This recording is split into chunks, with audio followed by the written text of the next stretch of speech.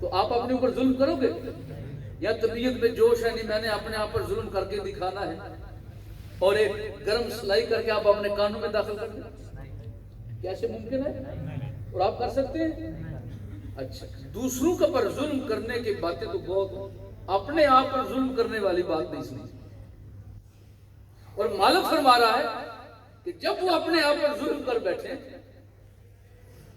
تو وہ کیا کریں؟ میرے بابو وہ تیری بارگاہ میں آ جائے، وہ تیرے دروازے پر آ جائے، وہ تیری دہلیز پر آ جائے، وہ تیرے آستانے پر آ جائے، وہ تیری دھرتی پر آ جائے، وہ تیرے شہر مدینہ طیبہ میں آ جائیں۔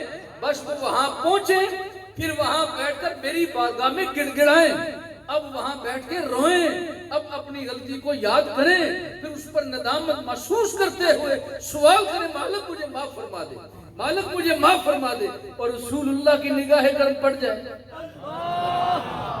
کافی دیر سے بیٹھا ہوا ہے، آستانے پر بیٹھا ہے، اللہ سے معافی کی بھیک مانگ رہا ہے، اس مولا سے معافی کی بھیک مانگ رہا ہے، اور یہ رستہ میں نے ہی سکھایا ہے، میں نے ہی بتایا ہے، اور مالک نے بھی فرمایا ہے وَأَمَّا السَّائِلَ فَلَا تَنْهَرْ، میرے بابو دروازہ تیرا ہو، بندہ میرا ہو، سائل تیری دہلیز کا ہو، اب تم نے اسے واپس نہیں جانے دینا، تو بھی ہاتھ اٹھا کے دعا کرنا،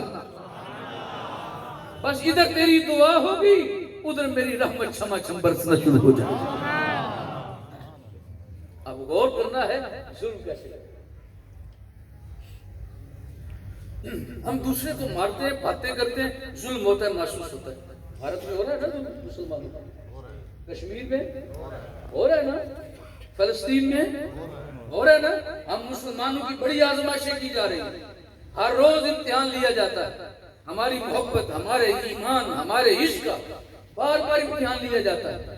کبھی یورپ کی جگہ سے بدبخت اٹھتا ہے، کبھی بھارت کی دھرتی سے، کبھی برما میں، کبھی فلسطین میں، کبھی شام کے اندر، کبھی افغانستان میں چالیں چلی جاتی ہیں تاکہ مسلمانوں کے اندر پھوٹ پیدا کی جائے۔ یاد رکھنا ہماری زبانیں الگ ہیں، ہمارے طور طریقے الگ ہیں، ہمارے صوبے اور ملک الگ ہیں، لیکن ایک چیز ایسی ہے جس پر ہم کمپرومائز نہیں کر سکتے، وہ ایک ہی ہے، اور اس کا نام محبت مصطفیٰ ہے۔ اللہ اکبر، یا رسول اللہ، یا رسول اللہ،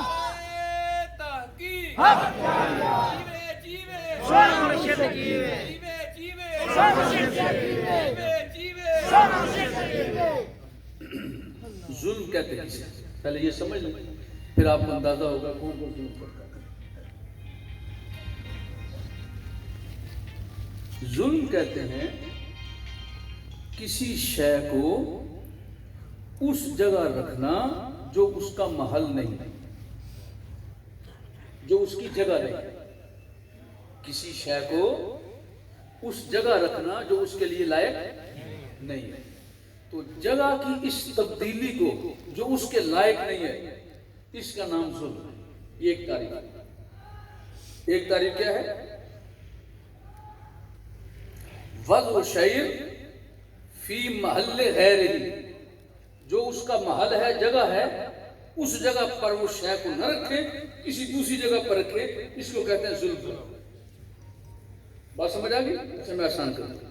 دیکھیے آپ کے سروں پر کتنے لوگ بیٹھے جن کے سروں پر ٹوپیاں نہیں ہیں؟ نہیں ہے نا؟ سر پر بال تو ہے نا؟ اب ان بالوں پر آپ نے ڈھانپ کے نہیں رکھا، اور اگر آپ اس نیت سے ڈھانپ کے آتے، مولا تیرے محبوب کا جشن ہو رہا ہے آمد پاک کا، میں وہاں جا رہا ہوں، آج میں اپنے سر کو ڈھانپ کے جا رہا ہوں اس لیے کہ تیرے محبوب کا ذکر ہوگا، پھر ہم تیری بارگاہ میں شکر ادا کریں گے۔ مالک اس محفل میں جا رہا ہوں تو اس سر کو ڈھانپنے میرے بس میں تھا، وہ میں نے ڈھانپ لیا، اب میرے گناہوں پر پردہ ڈالنا، اسے ڈھانپنا تیرے ذمہ ہے، اسے بھی تو ڈھانپنا۔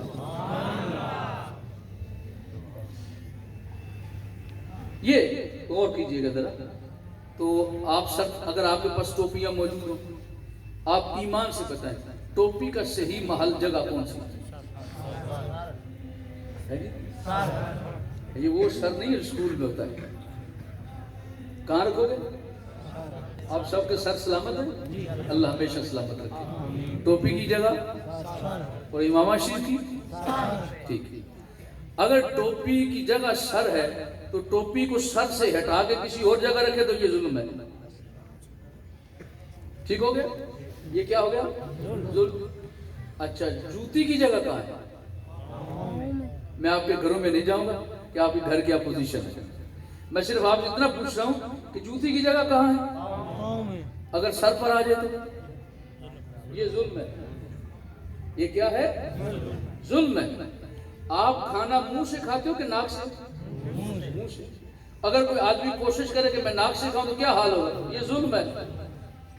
یہ کیا ہے؟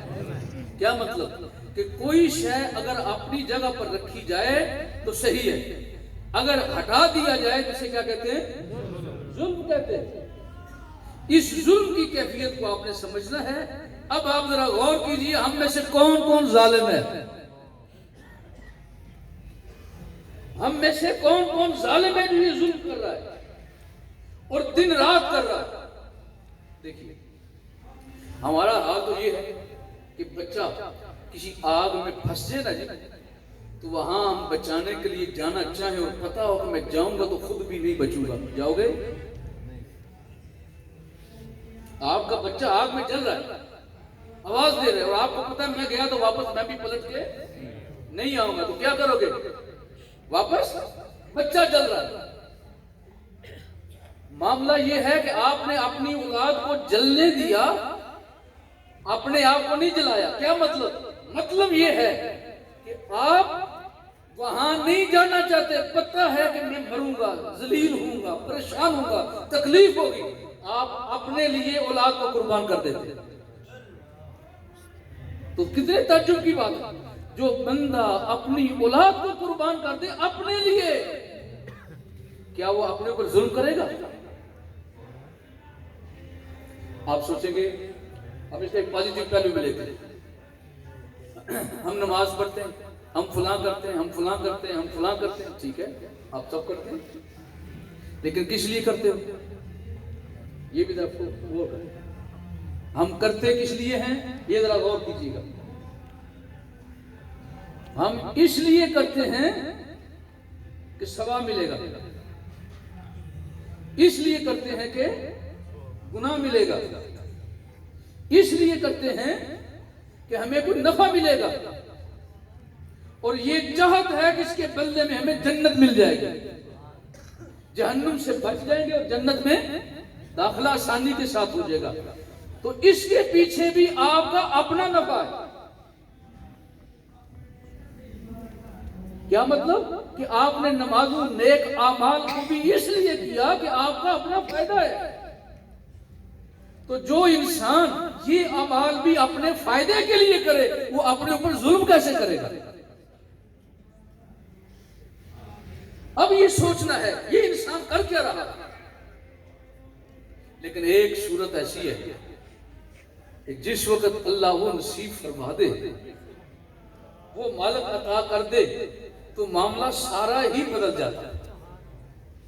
آج اس طرف آپ کا اشارہ کریں, سارا معاملہ بدل جاتا ہے. وہ کیسے؟ وہ اس طرح کہ جس وقت انسان یہ اعمال بد کرتا ہے, برے کام کرتا ہے یا اچھے کام بھی کرتا ہے اور پیچھے اس کا اپنا ذاتی نفع ہوتا ہے, یہ اپنے اوپر کبھی ظلم نہیں کرے گا. لیکن یہی بندہ جس وقت اپنے اوپر ظلم تو نہ کرے, دوسرے پر ظلم کر کے خوش ہوتا ہے, جس وقت یہ شخص اپنے آپ کو اللہ کی بارگاہ میں اس طرح پیش کرتا ہے, اس طرح پیش کرتا ہے جیسے پیش کرنے کا حق ہے, اس میں کوئی غرض نہیں رکھتا, پھر مالک بھی ایسا کرم فرماتا ہے, ایسا کرم فرماتا ہے, ایسا کرم فرماتا ہے کہ وہ معاملہ جو اس کے لیے پریشانی کا سبب بن رہا ہوتا ہے, مالک اسی کو اس کے لیے خوشی کا سبب بنا دیتا ہے. دیکھیے کیسے میں آپ کو مدینہ پاک کی دھرتی پر لے جاتا ہوں. مدینہ شریف کا نام سن کے ٹھنڈ نہیں پڑی؟ سبحان اللہ. طبیعت میں جولانی نہیں آئی؟ سبحان اللہ. کیا فرض سے آپ باغ نہیں ہو پا رہے؟ سبحان اللہ. چلیے ادھر آگے. میرے آقا علیہ الصلوۃ والسلام کا زمانہ اتھر, دور ایک یہودی کام کر رہا ہے, بکریاں چرا رہا ہے. چراتے چراتے دور سے بھیڑیا آیا, اس نے سو لگا کے بیٹھا ہوا تھا, جی سن لگا کے دیکھ رہا تھا موقع ملے تو میں ایک بکری لے کے جاؤں اور اپنی بھوک مٹاؤں. وہ غور سے بیٹھا ہوا ہے, اچانک شکار دیکھ رہا ہے, شکاری اپنے شکار کی طرف متوجہ ہے. جو ہی آجڑی کا منہ ادھر ہوا نا, اس نے جھپٹا اور ایک بکری کو پکڑ لیا. اور جب آجڑی کو محسوس ہوا, اس کی آواز کو سنا, وہ بھی دوڑا اور دوڑ کے اس نے بکری کو چھڑا لیا. جب چھڑایا تو بھیڑیا دور ہٹ کے بیٹھ گیا اور بیٹھ کے انسانی آواز میں کہنے لگا, اور تو کیسا ظالم آدمی ہے, اللہ نے مجھے رزق دیا تھا اور تو نے چھین لیا. وہ ایسے پھٹی ہوئی آنکھیں سے دیکھنے لگا, کہنے لگا یہ بھیڑیے کب سے بولنا شروع ہو گئے, یہ تو بڑے تعجب کی بات ہے. ایک بھیڑیا بول رہا ہے, گفتگو کرتا ہے. وہ کہنے لگا کہ اس سے بھی زیادہ تعجب والی بات نہ سناؤں. وہ بھیڑیا کہنے لگا اس سے بڑی تعجب والی کیا بات ہے. کہا اس سے بھی زیادہ تعجب کی بات تو یہ ہے کہ ایک اللہ کا نبی آیا ہے, وہ آسمانوں کی خبریں دیتا ہے اور سچی عطا فرماتا ہے. میں تیرے سامنے, تو مجھے سن رہا ہے, دیکھ رہا ہے, اور وہ اس پروردگار کی خبر دے رہا ہے جو نہ دکھائی پڑتا ہے, نہ سنائی پڑتا ہے, نہ ہاتھ میں آتا ہے. میں تو حیران اس بات پر ہوں کہ وہ سچی خبریں بھی دیتے ہیں اور تو ان کا کلمہ پڑھ کے مسلمان بھی نہیں ہوتا. اللہ اکبر, اللہ اکبر, یا رسول اللہ, یا رسول اللہ, اللہ. اس وقت تو اس نے یہ بات کر کہنے لگا, اچھا اللہ کے نبی تشریف لائے. ہاں, وہ آخری نبی ہیں. سبحان اللہ, اس سنہری زنجیر کی وہ آخری کڑی ہیں. جیسے اللہ کے محبوب حدیث پاک نے فرمایا نا, پوچھا کہ اللہ کے رسول آپ کو بتائیے نا, آپ کی نبوت کے معاملے میں جو مالک نے شان عطا فرمائی اسے کچھ اظہار فرمائیے. سرکار نے ایک بڑی خوبصورت مثال دے کے فرمایا اپنے آخری نبی ہونے پر. میں اگر ایک بہت عظیم کاریگر, ایک بہت بڑا وہ ایک خوبصورت محل بنائے, سونے کا بنائے, یہ بہت خوبصورت محل بنائے, اور اس میں ایک اینٹ رہ جائے تو دیکھنے والے کہتے ہیں بس ایک اینٹ کی کمی رہ گئی ہے, باقی محل تو بڑا خوبصورت بنا ہے. ایک اینٹ کی کمی رہ گئی ہے, باقی محل تو بڑا سونا بنا ہے, بڑا ستھرا ہے, بڑا اجلا ہے, بڑا چمکدار ہے, بڑا پرکشش ہے. حضور نے فرمایا بس ایک اینٹ کی ضرورت تھی, اللہ نے مجھے بھیج کے اس نبوت والے محل کو مکمل فرما دیا. اس نبوت والے محل کو مکمل فرما دیا. اب اس نے کہا اچھا تو میں تو گھبراؤں گا, یہ ممکن نہیں ہے کہ میں ان جانوروں کو چھوڑ کر چلا جاؤں. کہنے لگا تجھے ڈر کس بات کا ہے؟ کہا مجھے تیرے ہی تو ڈر ہے, مجھے تیرا ہی تو. اور یاد رکھیے بھیڑیا ایسا درندہ ہے, باقی درندوں میں سے اکثر درندے پہلے اپنے شکار کو مارتے ہیں, مارنے کے بعد پھر کھاتے ہیں, اور یہ بھیڑیا ایسا درندہ ہے یہ شکار کو مرنے سے پہلے نوچنا شروع کر دیتا ہے, جیتے جاگتے کھاتا ہے. اس کے اندر اتنی یہ درندگی ہے, چھوڑتا نہیں کسی کو. اب ذرا حال دیکھیں جواب کے دیتا ہے. کہنے لگا تو گھبرا نہیں, تو سکون سے رحمت للعالمین کی زیارت کر. سبحان اللہ, تیرے آنے تک تیری بکریوں کی راکھی میں کروں گا. سبحان اللہ, تیری بکریوں کی راکھی میں کروں گا, تیری بکریوں کی حفاظت میں کروں گا, تیرے بکریوں کی رکھوالی میں کروں گا. وہ کہنے لگا تو بھیڑیا ہی ہے نا؟ کہنے لگا ہاں میں بھیڑیا ہی ہوں, تو جا گھبرا نہیں, میں اپنی عادت بدل سکتا ہوں کہ درمیان میں حوالہ رسول اللہ کا آ گیا. کہنے لگا چلو ٹھیک ہے. اٹھا ارادہ کر کے حضور کی بارگاہ میں حاضر ہو گیا. سبحان اللہ, جب سرکار کی بارگاہ میں حاضر ہوا میرے آقا مسکرا کے دیکھ رہے. سبحان اللہ, سبحان اللہ. معلوم تو میرے آقا کو ایک ایک بات کا تھا. آئے ہو جی کلمہ پڑھنے کے لیے, اچھا اب بات چونکہ لمبی ہو جائے گی میں اس کو یہی کلوز کرتا ہوں. تو میرے آقا نے کلمہ پڑھایا، مسلمان ہوا، مسلمان ہو کے اجازت لی، اجازت لے کے واپس آیا، واپس آ کے دیکھا تو بکریوں میں سے ایک بکری کی بھی کمی نہیں تھی، ساری بکریاں سکون سے چر رہی تھی اور بھیڑیا ان کی راکھی کر رہا تھا۔ جب وہ واپس پلٹ گیا کہنے لگا عجیب بات کہ تو یہاں کھڑے ہوتے ان کی راکھی کر رہا، پھر اس نے اپنی مرضی سے دیا، کہا یہ لو یہ تیرا انعام ہے کہ اس انعام کے بدلے مجھے کئی گنا بڑا انعام مل گیا، جاؤ خوش ہو کے دیا، واپس چلا گیا۔ میں یہاں پر پوچھوں گا حملہ بھیڑیے نے کیا تھا نا جی، اگر آپ سارے سن رہے ہیں، حملہ بھیڑیے نے کیا تھا، شکار کو پکڑ لیا تھا، پھر اس نے آجڑی نے چھڑوایا تھا، پھر لے کے پاس رکھا۔ اچھا یہ اس وقت تک بھیڑیا اس کے جانوروں کو کھانے کے لیے تیار ہے، شکار بنانے کے لیے تیار ہے، کب تک؟ جب تک اس آجڑی کی توجہ اپنے نفع کی طرف ہے۔ یہ اس غور کیجئے گا ذرا، جس وقت تک اس آجڑی کو اپنے نفع کی فکر ہے کہ اگر یہ بھیڑیا یہاں رہا اسے کھا جائے گا مجھے نقصان ہوگا، اس وقت تک بھیڑیے نے شکار کیا، بکری کو پکڑا، لے کے چلا گیا، پھر یہ چھین کے اس سے لے آیا، اور جب واپس آیا پہلے بھیڑیے نے کچھ نہیں کہا، بعد میں بولا کہ میں تو متعجب ہوں کہ تو اس نبی کا کلمہ نہیں پڑھتا جو غیب کی خبریں دینے والا ہے، جو عرش کے پار باتیں کرنے والا ہے۔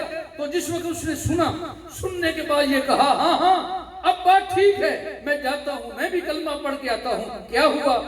اپنے نفع سے توجہ ہٹی، اپنے نفع سے، ظاہری نفع سے توجہ ہٹی، اور توجہ پہلے رسول اللہ کی طرف گئی، پھر رسول اللہ نے توجہ اللہ کی طرف کروا دی۔ وہ حضور کو فقط بشر سمجھ کے نہیں گیا، اللہ کا نبی سمجھ کے گیا، اللہ کا رسول سمجھ کے گیا۔ اور جب وہاں پر پہنچا سارے معاملات کیے، سرکار کے درشن کر کر کے اپنی آنکھوں کو ٹھنڈا کیا، سرکار سے ایمان کا خزانہ لے کے واپس پلٹا۔ جب واپس آیا آگے وہی نظارہ دیکھا، اب وہ حیران ہے کہ واہ بھائی واہ بھیڑیا، میں نے زندگی میں پہلا بھیڑیا ایسا دیکھا ہے جو بکریوں کی راکھی کر رہا ہے، پہلا بھیڑیا ایسا دیکھا ہے جو میرے اجڑ کا محافظ بن کے یہاں کھڑا ہے، میں یہاں نہیں، وہ میری جگہ کو پر کر رہا ہے۔ تو وہ کیا کہہ رہا ہے؟ اپنے عمل سے جواب دے رہا ہے جب تک تجھے اپنے نفع کی فکر تھی اس وقت تک میں بھی تیرا دشمن تھا، جب تجھے توجہ ادھر ہوگی میں بھی تیرا یار اور سجن بن گیا۔ تو جو چیز جہاں کی ہو وہی رکھو تو صحیح ہے، نہیں رکھو گے تو ظلم ہے، نہیں رکھو گے تو ظلم ہے۔ لیکن یہ کب بدلتا ہے؟ اس وقت بدلتا ہے جب تمہاری توجہ اللہ اس کے رسول کی طرف ہو جاتا ہے۔ اچھا اب کیا کیا؟ جب آپ کی توجہ ادھر ہو گئی پھر آپ کو کیا ملنا شروع ہوا؟ وہ میں تو کچھ بیان نہیں کر پاؤں گا، وہ تو اللہ بہتر جانتا ہے، لیکن ایک دو بات آپ سے پوچھوں گا۔ بتائیے آپ جنت میں جائیں گے؟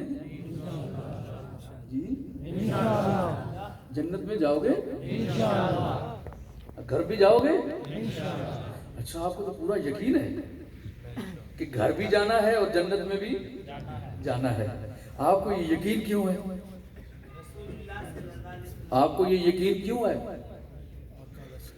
آپ نے مارکی کو دیکھا؟ اس مارکی کو نہیں دیکھا تو بیٹھے کدھر ہو؟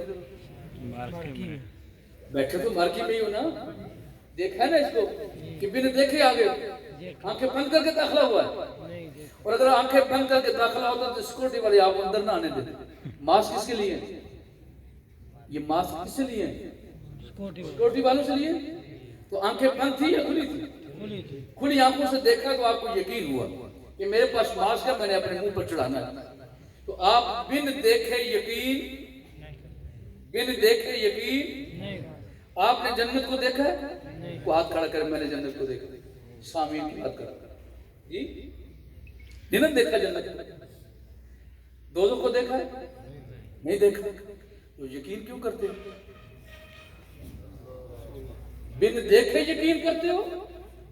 وجہ سبب کیا ہے؟ آپ سب کا ایک ہی پہ ایک جواب ہوگا، ہم نے خود تو نہیں دیکھا لیکن اس نے دیکھا ہے، دیکھنے کے بعد جو کبھی جھوٹ نہیں بولتا، اس کی آنکھوں پر ہمیں یقین ہے۔